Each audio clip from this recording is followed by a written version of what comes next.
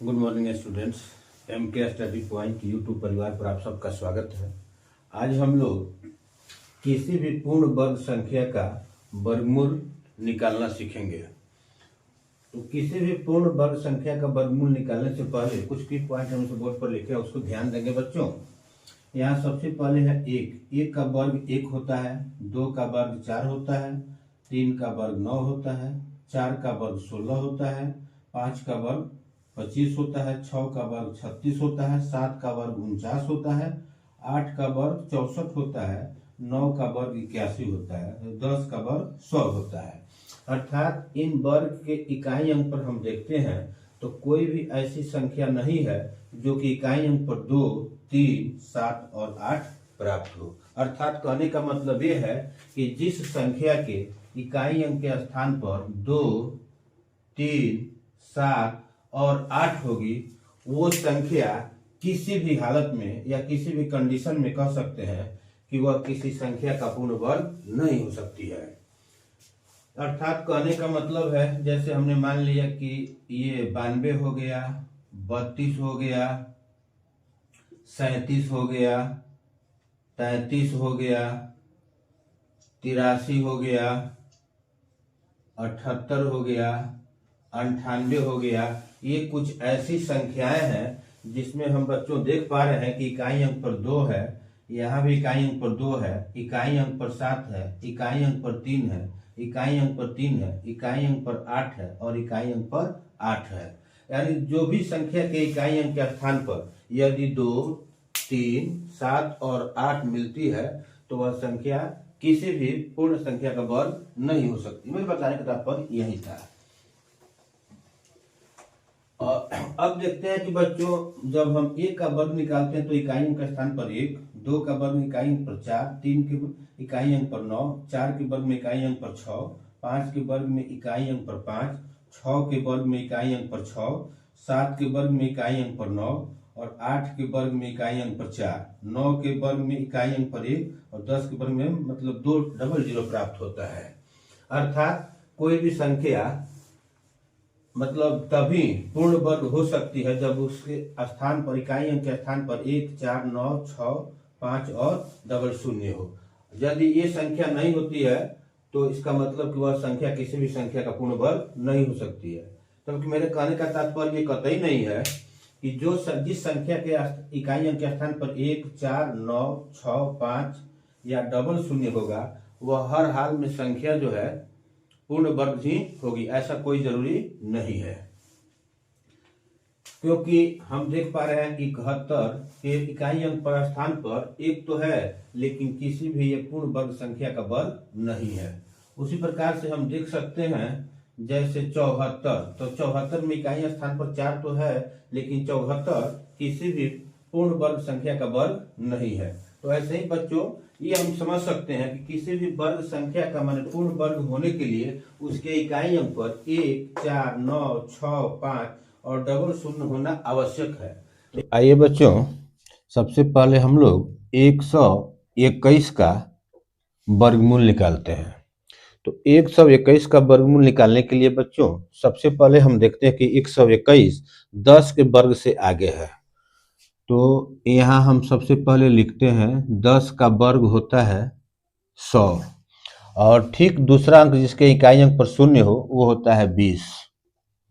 तो हम 20 का वर्ग निकालते हैं। 20 का वर्ग होता है 400। क्योंकि 400 और 100 में अंतर है 300 का। अब 300 अंतर है तो इसे सबसे पहले हम 2 से डिवाइड करते हैं। तो 2 एकम 2 और ये हो गया 15 दूना 30, एक 0 के 0 यानी हो गया 150। अब 150 को बच्चों क्या करते हैं कि छोटी संख्या में जोड़ते हैं। यहाँ छोटी संख्या में जोड़ते हैं यानी 100 में जोड़ते हैं 150 को। तो 150 को जब 100 में जोड़ते हैं तो यह हो जाता है 250। अब हमें देखना है बच्चों कि जो 121 है, यदि 121 250 से छोटी होगी,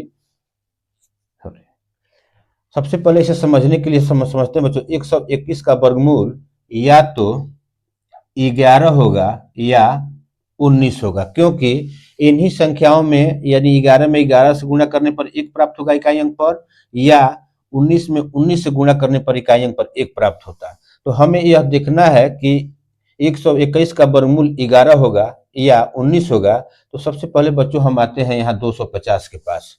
तो हम देखते हैं कि 121 250 से छोटी है, यानी छोटी संख्या के से भी कम है। इसका मतलब ये हुआ कि 121 का वर्गमूल 11 होगा, 19 नहीं हो सकती। आइए बच्चों हम लोग 1024 का वर्गमूल निकालते हैं। तो 1024 का वर्गमूल निकालने के पहले हम देखते हैं कि यह संख्या 30 के वर्ग यानी 30 के वर्ग से 29 तरीका 900 से अधिक है, जबकि 4 का वर्ग 1600 से कम है। तो सबसे पहले बच्चों हम 30 का वर्ग लेते हैं। 30 का वर्ग होता है 900 और 40 का वर्ग होता है 1600। ये दोनों का डिफरेंस देखते हैं बच्चों, 1600 और 900 का डिफरेंस। तो 1600 माइनस 900 कितना आता है? 700 आता है। ये आता है 700। और 700 में क्या करते हैं बच्चों कि 2 से भाग देते हैं। 700 भागे 2, तो भाग देने पर बच्चों हम पाते हैं कि यह 350 बार कट जाता है। अर्थात अब क्या करते हैं हम कि 900 में 350 जोड़ते हैं तो प्राप्त हो जाती है 1250। अब बच्चों हम क्या करते हैं कि 1024 का वर्ग निकालते हैं। तो 1024 को देखते हैं कि यह 1024 का वर्गमूल हो सकता है या तो ये संख्या जो है 32 हो या तो संख्या ये 38 हो। ऐसी दोनों संख्या में माने 32 में 32 गुणा करने पर इकाई अंक पर 4 आएगा, या 38 में 38 में गुणा करने पर इकाई अंक पर 4 आएगा। तो अब हमें देखना है कि 1024 का वर्गमूल 32 होगा कि 38।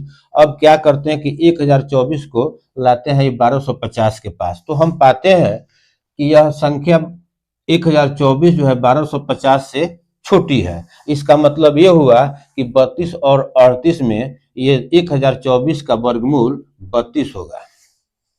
ठीक उसी प्रकार चलते हैं हम 1296 के पास।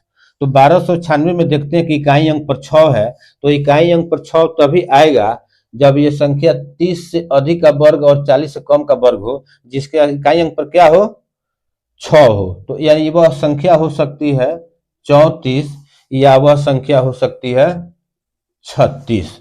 अब हमें देखना है बच्चों कि यह 1250 से बड़ी है कि छोटी है। तो हम देख पा रहे हैं बच्चों कि यह 1250 जो है क्या है, सॉरी 1250 से बड़ी है। इसका मतलब कि यह 34 इसका वर्ग नहीं हो सकता। 1296 का वर्ग बड़ी संख्या क्या है? 34 और 36 में 36, तो 36 इसका वर्गमूल हो जाएगा। अब बच्चों हम बढ़ते हैं 2304।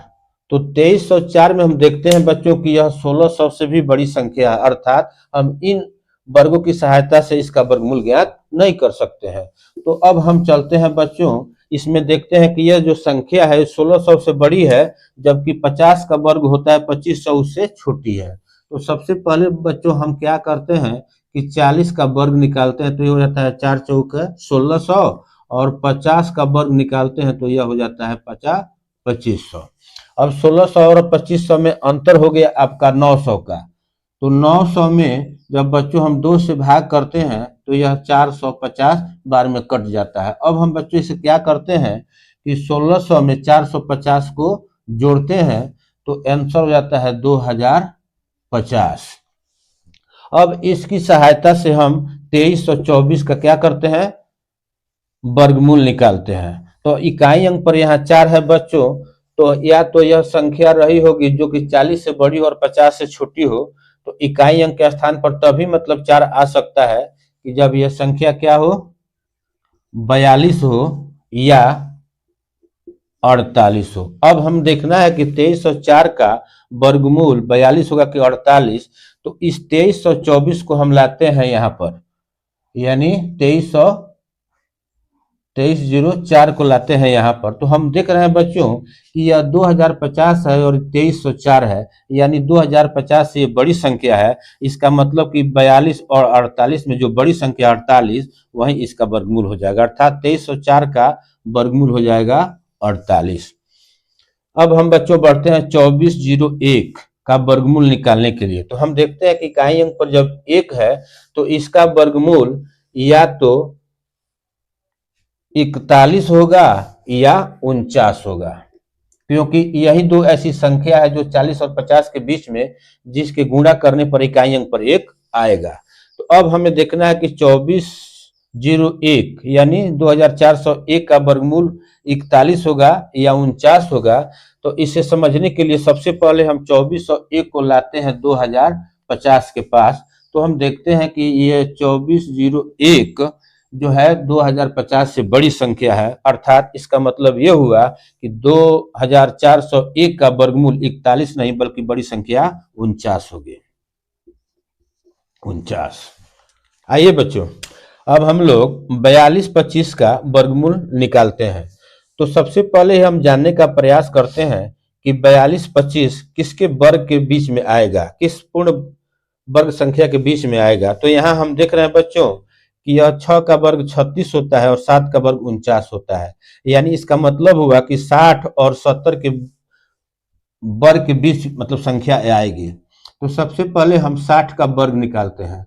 तो 60 का वर्ग हो जाता है 3600 और 70 का वर्ग हो जाता है 4900। 4900 में और 3600 में जो अंतर है वो आपका 1300 का है। तो 1300 में 2 से भाग करेंगे तो ये आपका हो जाएगा 650। अब बच्चों क्या करते हैं कि 3600 में 650 जोड़ते हैं तो 3600 4250 हो जाता है। ये हो जाता है आपका 4250। अब हमें निकालना है 4225 का वर्गमूल। तो यह पाते हैं कि 4225 जो है, सॉरी यहाँ इकाई अंक पर 5 है, तो या तो यहाँ 4225 का वर्गमूल निकालने के लिए सबसे पहले हम देखते हैं कि इकाई अंक पर 5 आना चाहिए। तो इकाई अंक पर 5 तभी आएगा जब किसी संख्या समूह के इकाई अंक पर 5 हो। तो यहाँ 60 और 70 के बीच में केवल 65 एक ऐसी संख्या है जिसका इकाई अंक पर 5 आएगा, अर्थात 4225 का वर्गमूल 65 हो जाएगा। अब बच्चों हमें निकालना है 4624 का वर्गमूल। तो 4624 का वर्गमूल निकालने के लिए बच्चों हम देखते हैं कि इकाई अंक पर 4 है, तो कौन कौन संख्या की वर्ग हो सकती है। तो यह देख पा रहे हैं बच्चों 4 यहाँ, या तो इसके इकाई अंक पर क्या हो मतलब 62 हो या 68 हो, यानी 4624 का वर्गमूल या तो 62 होगा या 68 होगा, इसके छोड़कर दूसरी कोई संख्या नहीं हो सकती। तो अब हमें समझना है कि यह 62 होगी 68 होगी, तो हम क्या करते हैं कि 46 और 24 को 4250 से तुलना करते हैं।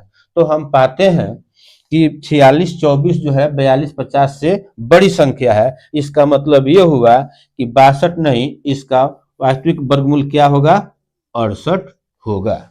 बच्चों हम किसी भी संख्या का बहुत ही आसानी से क्या कर सकते हैं, वर्गमूल ज्ञात कर सकते हैं। यहाँ तो बच्चों आप लोगों को समझने में दिक्कत हुई होगी कि सर ये क्या क्या बता रहे हैं। ये सिर्फ कॉन्सेप्ट आप लोगों को समझाने के लिए बता रहे हैं बच्चों। जब इस कॉन्सेप्ट को समझ जाएंगे तो कुछ ही सेकंड में इस प्रकार किसी भी संख्या का यानी पूर्ण वर्ग संख्या का वर्गमूल आसानी से निकाल सकते हैं।